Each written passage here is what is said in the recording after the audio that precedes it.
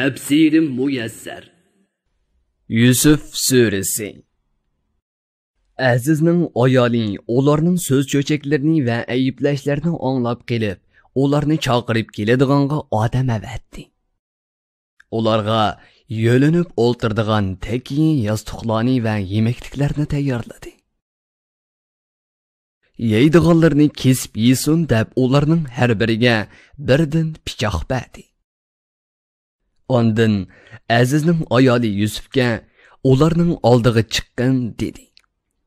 Ayollar uni ko'rish bilanla hang-tang bo'lib kelishdi va qattiq hayronlikda qolganlikdan o'zlarining qo'llarini kesib elishdi.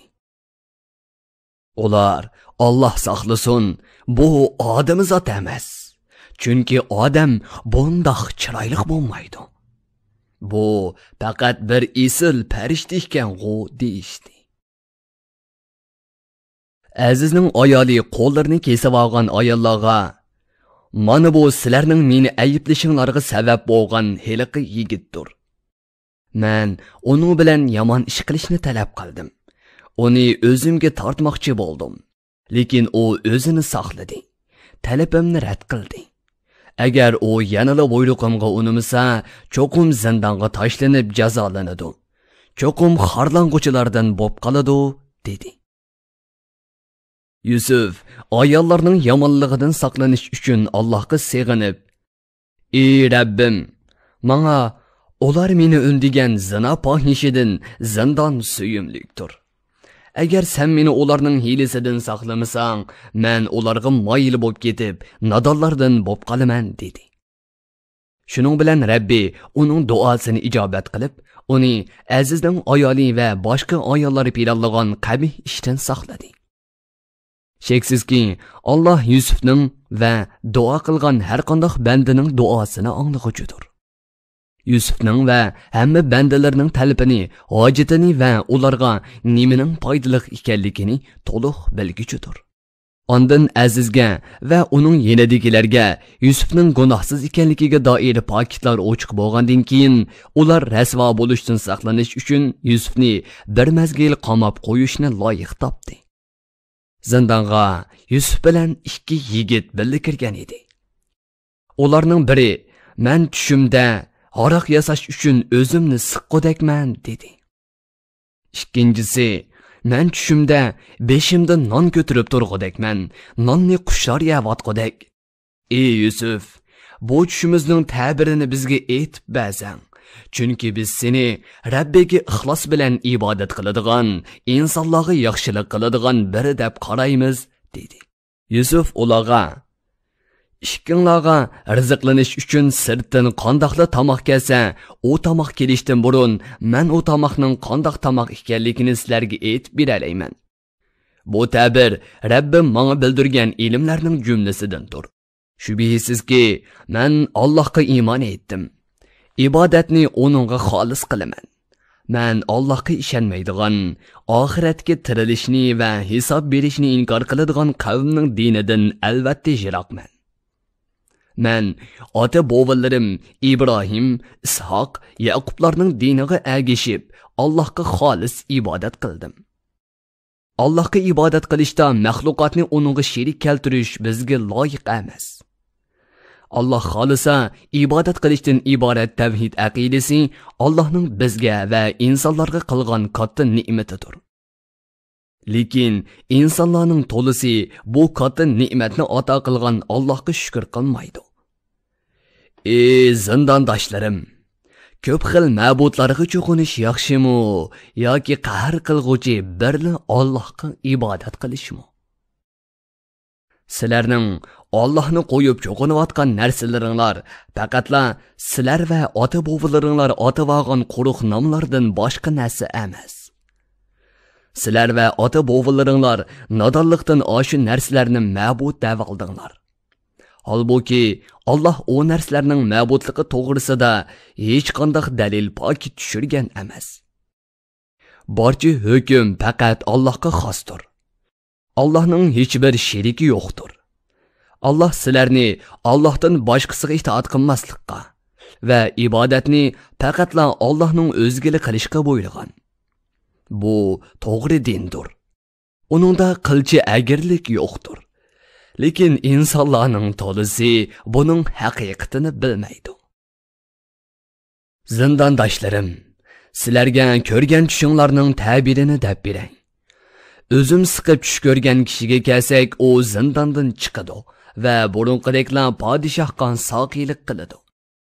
Ammo beshidan non ko'tarib tush ko'rgan kishi darg'a esiladi va darda tark etiladi. Uning kallasini qushlar yeydi. Sizlar so'ragan ishlar to'g'risida mushundoq taqdir qilinib bo'ldi. Yusuf ularning ichidagi zindondan chiqib ketadiganligi bilingan biriga podshohning oldida meni esingga elib, uningga mening nohaq zindonga tashlanganligimni aytib qo'ygin degan edi. Ammo shayton uningga Yusufning ahvolini podshohga aytib qo'yishni unuttirdi. Yusuf shundan keyin zindonda bir necha yil yetib qoldi. Podshoh aytdi: "Men haqiqatan tushimda 7 o'riq kalaning 7 semiz kalani yeb ketganligini va 7 yeshil boshaq bilan 7 quruq boshaqni ko'ribdiman. Ey kattalar, sizlar tush ta'birini bilsanglar, mening bu tushimga ta'bir berib beqinglar." Ular aytdi: "Siz ko'rgan bu tush qalaymiqan tush ekan, biz bunda qalaymiqan tushga ta'bir berolmaymiz." Yusuf bilan zindonda yotgan ikkaylandan zindondan qutulgan va uzoq muddatdan keyin Yusufning esiga olgan biri: "Men sizlarga bu tushning ta'birini xabar qilaman. Meni Yusufning qeshig'i avatinglar. Men uning ta'birini bilib kelay" dedi. O odam zindonga berib Yusufning yiniga kirdi-da, uningga: "Yusuf, ey rostchil kishi, tushida 7 o'riq kalaning 7 semiz kalani yeb ketganligini va 7 yeshil boshaq bilan 7 quruq boshaq ko'rgan kishining tushiga ta'bir bergin.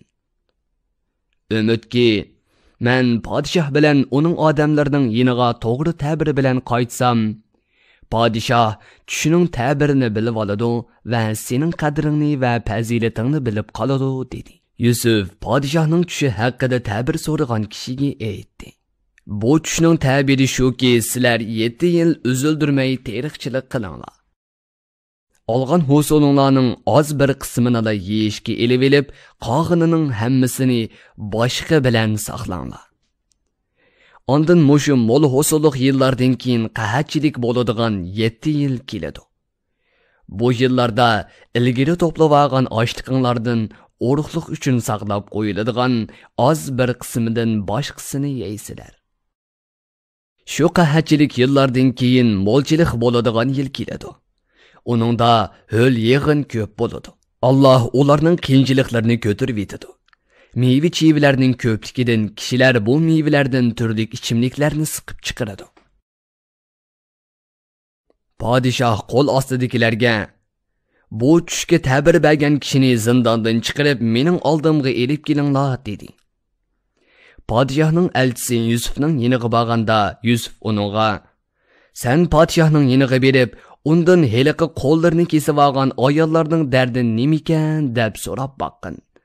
Shuning bilan haqiqat hammaga ayon bo'ladi va mening gunohsiz ekanligim isbotlanadi. Sheksizki Rabbim ularning qilmishlarini obdan biladi. Allohga hech qanday narsa maxfiy emas" dedi. Podshoh qo'llarini kesib olgan oshu ayollarni yig'ib, ulardan: "Ziyofat kuni sizlar Yusufni o'zinglarga tortmoqchi bo'lganda ahvol qanday bo'lgan? Yusufda shak paydo qiladigan biror ahvolni ko'rdinglarmi?" deb so'radi. Ular: "Alloh saqlasin, biz uningda hech qanday bir gunoh borligini bilmadik" dedi. Azizning ayoli: "Endi haqiqat o'ttirg'i chiqdi. Uni o'zimga tortib yo'ldan chiqarishga uringan kishi men edim. Ammo u mening talabimni qat'iylik bilan rad qildi. Sheksizki, u aytgan barliq so'zlarda rostchilardan edi."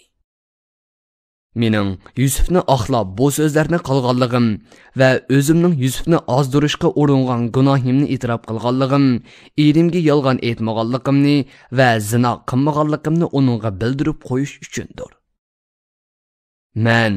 Mening va Yusufning zinodan pok ekanligimizni o'tirg'i chiqarish uchun hammani e'tirof qildim. Alloh omonatga xiyonat qiluvchilarni hidoyat qilmaydi. Ularni xiyonatida hech bir muvaffaqiyatga erishtirmaydi dedi. Azizning ayoli yana, men o'zimni oqlamayman.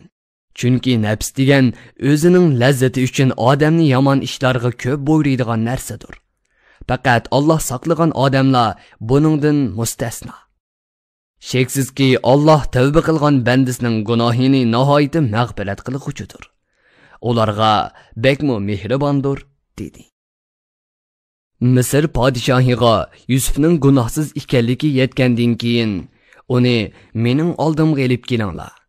Men uni o'zimning xos odamlarimdan va maslahatchilarimdan qilib olaman dedi. Yusuf kelgandan keyin podshoh uning bilan so'zlashib ko'rib, uning pok ekanligini, rostchiligini, go'zal axloqini va qobiliyatini bilib yetdi. Ondan sen bugun bizning oldimizda haqiqatan yuqori martabelik va nihoyat ishonchli odamsan dedi. Yusuf insonlarga manfaat yetkazishni va ularning orasida adolatni barpo qilishni o'ylab podshohga meni Misr zaminining moliya ishlarini boshqarishga tayinlagin. Chunki men omonatni saqlashda ishonchli, uning yo'lini obdan biladigan odamman dedi. Allah o'z fazli bilan Yusufni zindondan chiqargandek uni Misrda ne'mat ichida xoligancha yashaydigan qildi. Allah o'zining rahmatini taqvodor bandalardan xoligan kishiga ato qiladi. Yaxshi amallarni ixlos bilan qilguvchilarning ajrini bekor qilib atmaydi. Allohdan qo'rqadigan, uning amiriga itoat qiladigan taqvodor mo'min kishilar uchun Allohning nazarida oxiratning mukofoti bu dunyoning manfaatlaridan albatta yaxshidir. Tafsirim muyassar. Bir guruhi ulamolar nashrga tayyorlagan. Tarjima qilguvchi Muhammad Yusuf Muhammad Tursun. Muharrir Abdurrahim Davlat. Korrektor Abdulaziz Oqxon. 2020 yanvar 1-nashri. Teklimakan Uyg'ur nashriyoti tarafidan nashr qilingan. Mikrofon oldida İmran Abdug'ani Sadai. Bu asar avlod detallarida tarqitildi.